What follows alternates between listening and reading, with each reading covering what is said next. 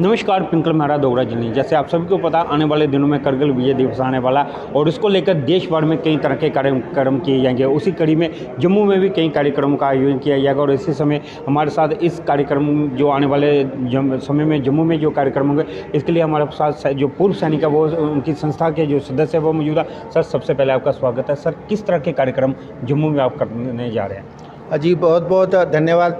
सबसे पहले मैं आपके चैनल का शुक्रिया बोलना चाहता हूं कि वो ऐसे देशभक्ति वाले कार्यक्रम को कवर करने के लिए आए हैं। ये जैसे कि आपको मालूम है कि कारगिल युद्ध के 25 साल कंप्लीट हो रहे हैं 26 जुलाई के। उसकी पूर्व संध्या पर अखिल भारतीय पूर्व सैनिक सेवा परिषद, जो कि एक ऑल इंडिया बेस्ड ऑर्गेनाइजेशन है एक्स सर्विसमैन की, वो एक कारगिल शौर्य यात्रा का आयोजन कर रही है।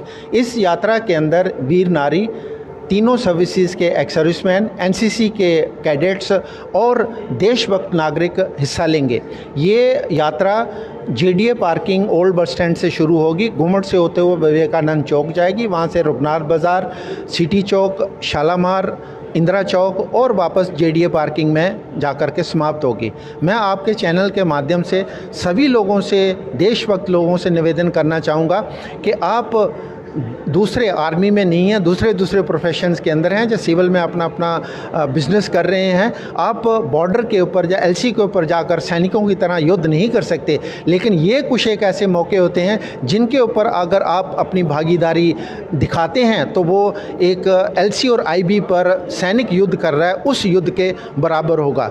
जिन सैनिकों ने कारगिल में अपना सर्वोच्च बलिदान दिया, उस जगह पर आइए और उनको अपनी श्रद्धांजलि अर्पित कीजिए।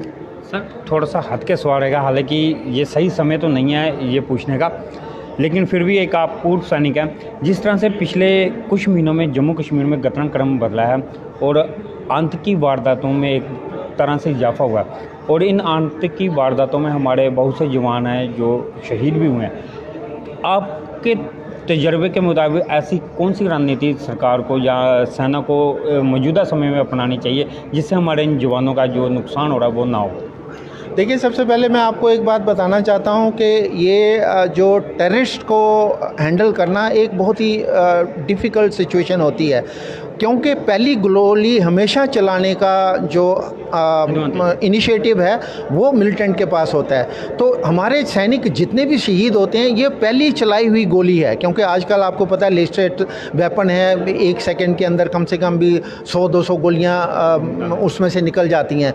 लेकिन हमारे सैनिक जो दूसरी गोली पे शहीद नहीं होता है, वो फिर उसके बाद उसमें उनको कुछ एक ऐसी ड्रिल्स सिखाई जाती हैं जिसको वो काउंटर ड्रिल्स बोलते हैं। वो मैं ज़्यादा उसके बारे में ज़्यादा बातचीत नहीं करूँगा, लेकिन उसके बाद वो अपना भी बचाव करते हैं और अगर वहाँ पर सिविलियन है उनका भी बचाव करते हैं और अपने सैनिकों का भी बचाव करते हैं।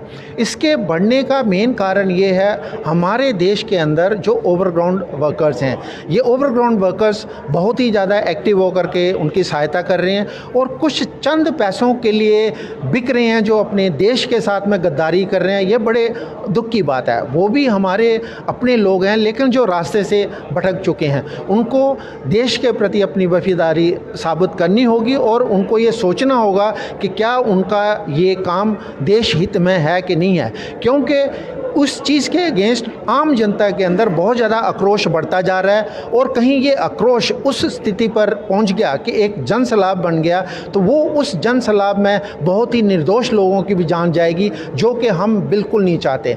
हम पीस लविंग लोग हैं, शांति चाहते हैं, शांति से रहना चाहते हैं, लेकिन शांति कब तक? अगर ये ऐसा ही चलता रहेगा तो प्रशासन को सोचना पड़ेगा कि वो कौन से सख्त मेजर्स हैं जो कि लिए जाएं और इन ओवरग्राउंड वर्कर्स के ऊपर वही धाराएं लगाई जाएं जो कि आम मिलिटेंट्स के ऊपर लगाई जाती हैं।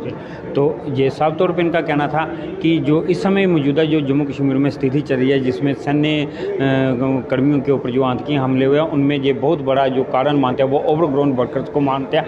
हालांकि जो सुरक्षा बल होते हैं हमारे, जो विभिन्न एजेंसियाँ, वो इस तरह के ओवरग्राउंड वर्कर्स पर लगातार कार्रवाई करेंगे। लेकिन एक पूर्व सैनिक होने के नाते जो उनका अपना तजर्बा, उनका साफ तौर पर कहना है कि इस तरह के जो ओवरग्राउंड वर्कर्स हैं, इनके साथ अब और ज़्यादा सख्ती से निपटने की ज़रूरत है, जिससे बाकियों को भी ये सबक मिले कि अगर आप इस तरह से किसी भी देश की जो देश के विरुद्ध की किसी गतिविधि में अगर आप शामिल होते हैं तो आपके साथ सख्ती से निपटा जाएगा। ये सीधी तस्वीरें हमने आपको इस समय जम्मू प्रेस क्लब की दिखाई हैं, जिसमें ये पूर्व सैनिकों द्वारा जो आने वाला करगिल दिवस है उसके लिए जो कार्यक्रम होने हैं उस कार्यक्रम के विषय में इन्होंने यहाँ पे पत्रकार वार्ता की थी। नमस्कार।